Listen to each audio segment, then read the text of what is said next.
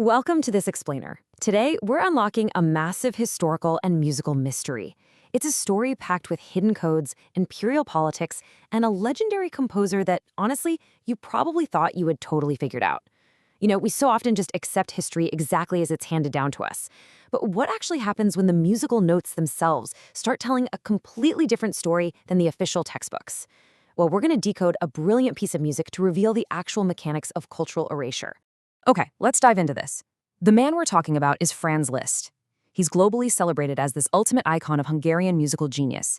But the source material we're examining today poses a pretty profound question. What if the undisputed father of Hungarian music wasn't actually Hungarian at all? To unravel this, we really have to look past the official state narratives and turn our attention to the music itself. Specifically, we're looking at a piece where Liszt may have left a brilliant, secret signature for the whole world to find. So to understand this mystery, we've got to look at one of his most famous pieces, Totentanz. On the surface, it's this stunning, incredibly dark composition for piano and orchestra. It's built entirely on the famous Gregorian chant, the Dies Irae, and it was meant to symbolize the medieval concept of the dance of death. Basically, this motif where death leads people from every single social class in a universal dance, proving that, hey, everyone is equal before mortality. Now, 19th-century European intellectuals absolutely loved using these kinds of allegories for social critique against people in power. And Liszt, he was no exception. But there's actually a whole other layer to this title. Let's look closely at the linguistics here, because this is where the composer's genius really shines through. In German, Totentanz translates to dance of death.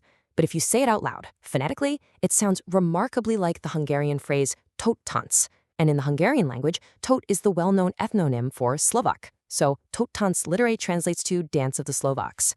Our sources point out that this phonetic coincidence, it's highly unlikely to be an accident. It's just a brilliant linguistic puzzle. Now, what's really interesting about this slide is how this double meaning completely transforms the entire purpose of the music. If we read it as Totentanz, that motif of the dance of death shifts from just a general medieval concept of mortality into a highly specific political allegory. It actually becomes an allegory for the disappearance of a people. It acts like a hidden code pointing directly to Liszt's own suppressed Slovak heritage, tucked safely away inside this grand musical composition during a time of intense political pressure. To understand exactly why a hidden message like that was even necessary, we have to look at the geopolitical climate of the time. The period between 1830 and 1880 was the era of Magyarization. This was an incredibly aggressive state policy by the Hungarian kingdom aimed at fully assimilating all non-Hungarian peoples. The state strictly enforced the Hungarian language and worked to systematically erase local identities. And the Slovaks were hit particularly hard by this policy, mainly because they were a very numerous population with a heavily developed culture living right on the literal doorstep of Budapest.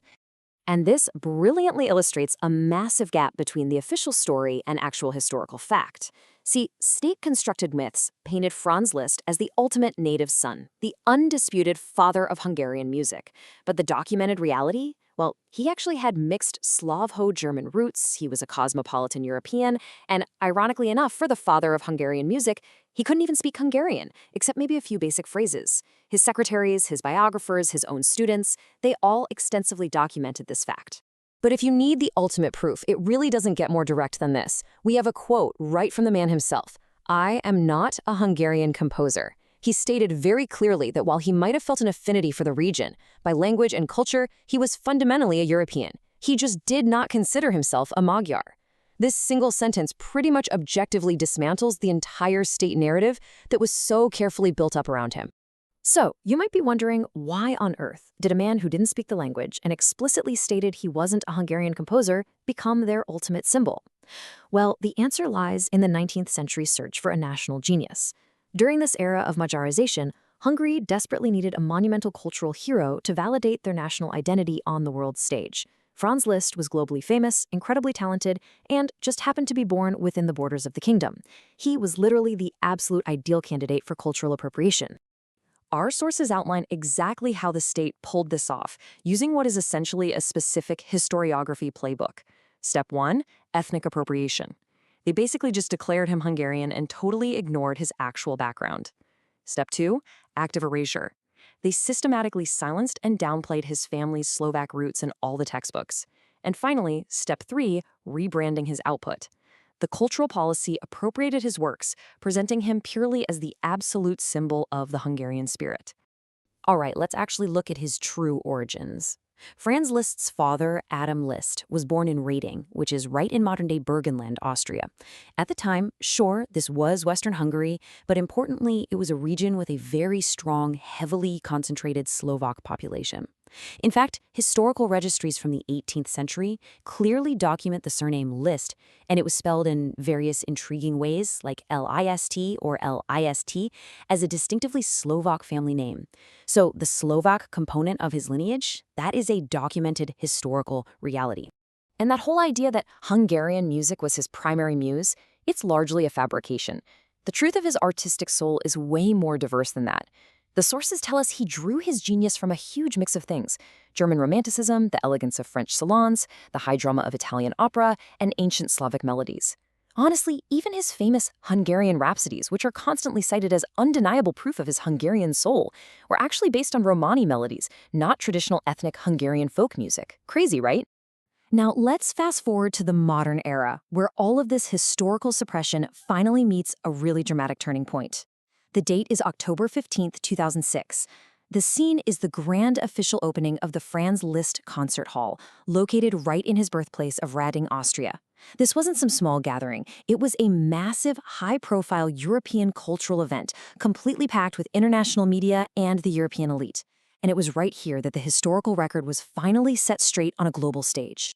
At this event, the Austrian president at the time, Heinz Fischer, made a truly historic declaration. Right in front of the assembled European cultural elite, the head of state officially confirmed Franz Liszt's Slovak identity and roots.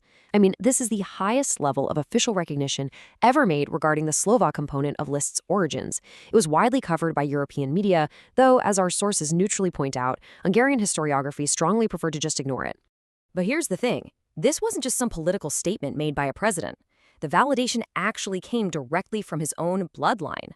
Blandina Kalman Liszt, Franz Liszt's actual granddaughter, was present at the ceremony, and her presence wasn't just ceremonial, it served to actively confirm and validate the long-suppressed family tradition that Liszt did indeed possess Slavic roots.